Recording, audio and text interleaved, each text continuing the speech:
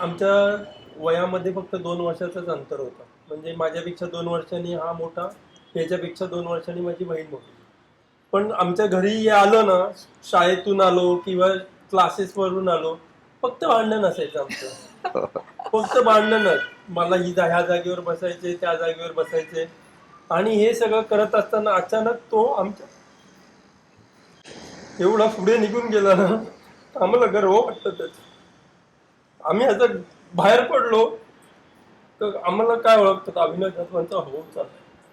हे आमच्यासाठी खूप गर्वाची गोष्ट होती. पण अवीच्या पाठी सगळ्यात मोठी पॉवर हा आमचा राजू आहे. खरंच सांगते, दहीहंडी असू दे, काही असू दे, नाही आमचं पाठचा कलाकार हा आहे आमचा. मी निवडणूक लढलो 2, बरोबर आहे. दोन्ही निवडणुकीला मी दिवसभर प्रचारात असतो आणि हा माझ्या पाठी सगळं सांभाळतो.